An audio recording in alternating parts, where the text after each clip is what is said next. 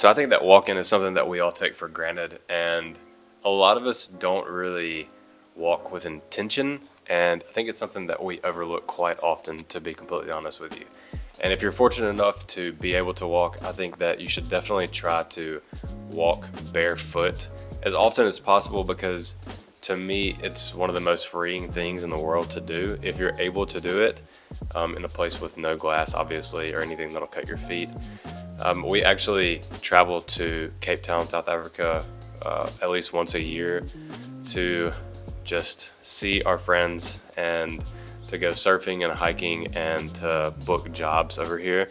And 90% of the times that I'm here, I wear no shoes, and it's just such a natural way to feel free. And I kind of wanted to talk about my experience with a new shoe that I've been trying out, and just let you guys know what I think about it. So I've been upright and walking for about 30 years now, so I feel like I should have some experience with walking. I'm pretty good at it, not always, but the typical shoe looks like this. And I know they're awesome because I love shoes. But the worst part about it is that the shoe is shaped not like our feet are naturally supposed to be. And everything comes to a point, so your toes end up looking really weird over the years instead of being spread out like they're supposed to.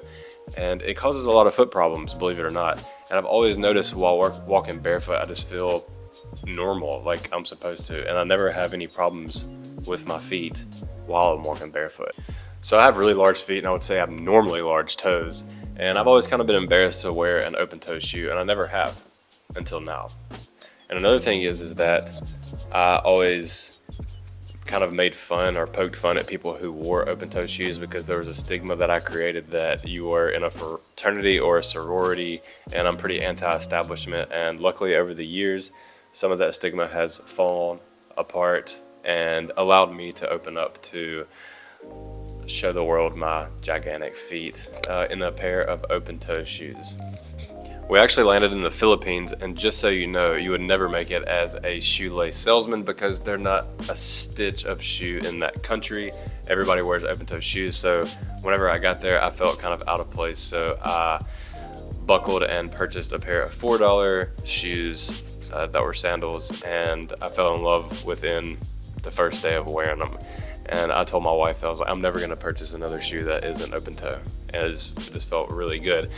But then I did some research on the way to Cape Town. We had quite a few weeks to get here, and I stumbled across the barefoot movement, kind of, where the barefoot shoe is a zero drop shoe, which means the exact same space between your heel and the front of your foot. So it's just flat, such as being barefoot. And it sounds like there's a lot of shoes like this out there, but these are specifically made for this, so your toes can actually spread in them, because they have a wide toe box, so your feet can actually move around rather than being pinned up in the end and pushed by laces or by straps. So I found this company in South Africa called T-Rockets, and they sell barefoot sandals, and I found two that I really liked. And one of them is the Vegan X, which is about 6 or 7 millimeters thick, which is pretty thin, especially if you're just starting out. And the other one is the Yeti X Distance, which is a thicker one made for more intense hikes. And honestly, they look really good, and this is something I'd probably just wear as an open toe shoe, just because they are really freaking nice. So I may end up saving those for kind of just leisurely walking instead of hiking. But I've been wearing the Vegan X's, and I've put them through hell already. As you can see, they conform to the ground so nicely that you're walking on, and it does feel very close to being barefoot. If you think about purchasing a pair of barefoot shoes though, I would definitely treat it like you're minimizing your medication dosage. So I would do the regular shoe 2 days, the barefoot shoe 1 day, regular shoe 2 days, and I would do that for about a week. And then I would go into every other day with the barefoot shoe, and then to the regular shoe, because that'll slowly get you into the place where you want to be, so your feet don't hurt so bad, trying to get used to using all the muscles that you never use anymore, because we've destroyed them or softened them so much over the years by wearing these really, really comfortable shoes that we're all so used to. and I can feel it in my ankles, and it's starting to go away now, but it's just goes to show you that you just don't use the muscles that you have in your body as much as you typically should, in my opinion. So that's one way to do it, and I'm not saying 100% cut off normal shoes, but if you want to do every other day, I think it's safe for you to kind of hop in and out of the shoes that you want. A lot of people do this and actually just go 100% barefoot shoes, so that's just if you really, really like them. As of now, I've worn them every day since I've had them, which has only been a few days. And my ankles are already feeling a lot better, and yeah, they're just really fun to wear. I just really enjoy them. They're easy to slip on, and the material they're made of is really great as well, and they're supposed to last forever. I read about a guy that's had his for several years, and he's bought other pairs, and the very first pair he still has, and he still wears them as well.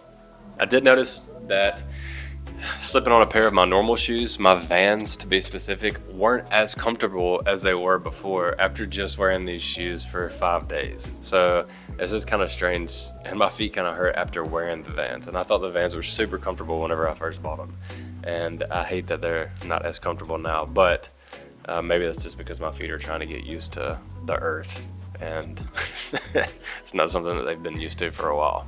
So you can get the Vegan X's for around $60, up to $70. I got the Vegan X, and there's the Vegan Trail.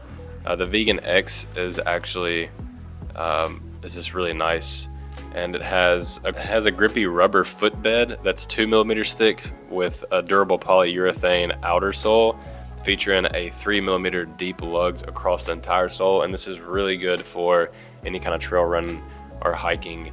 And they're just they're built really well, and they're also custom made. So whenever you purchase a pair of T-Rockets, somebody's actually making these from nothing.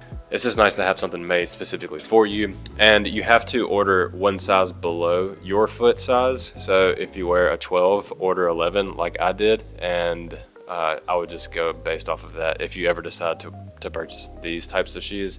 And otherwise, I hear that other barefoot sandals, you have to do something kind of similar, so make sure you measure your foot before you purchase a pair of sandals.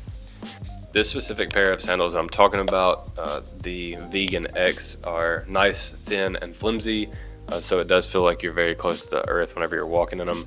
And I do love the material. The lacing on them looks great. I've dirtied them up really bad, so they don't look pristine right now. But you can easily wash them by just running warm water and washing them with soap and letting them dry. That shouldn't be a problem at all. But I've hiked and ran and walked and done all of these activities with these sandals, and it's just felt really, really good, to be honest with you. And I just kind of wanted to give you a brief summary of how I feel about switching over to a barefoot shoe. And I already have the Vivobarefoot Hiking Boots that I love so much, and they have such a wide toe box on them as well, and it just allows you freedom to feel the ground below you and really hone in on what your feet are doing rather than kind of just letting them do what they want to do, if that makes sense. I think that feeling the ground definitely helps you understand what your feet are doing, and it helps you with your balance, and overall just a good experience. And that's based on my opinion. So let me know what you think in the comments below, and let me know what your favorite barefoot sandal or shoe is, because I do want to get a barefoot shoe that I could wear every day that doesn't look awful, because there's a lot of barefoot shoes out there that are just ugly, and I don't want one that's super expensive either, so I'm trying to keep it kind of low. So if you guys have any ideas, let me know below. I'm newer to this, so I'm open to suggestions. I just wanted to give you my brief review, an initial review on the unboxing, the build, and what I thought about them. Oh yeah, one downside to these, as my wife says, is that they get my feet very dirty, obviously because you're out in the elements, and then dirt gets into your sandals, and of course your feet are going to be dark, and then you'll have to bathe your feet whenever you come into the house so you don't track dirt everywhere. So that's something to think about too. So don't just go all willy-nilly run into your house with your barefoot sandals and then take them off and expect your feet to be clean like they would be in a pair of shoes. That's just one con so far. And obviously the adjustment period to get in these, if you wear them every day from the day that you get them, your ankles will hurt, and the top of your foot will hurt, and your calves will hurt, and that's normal. But like I said before, treat it like you are trying to lower your dose of medication. Just sprinkle a normal shoe in there while you do this, because I don't want you to be hurt based off of my video. Be careful and vigilant whenever you are getting into this whole thing, if this is something that you are going to do. So I'll catch you guys next time. Until then, peace.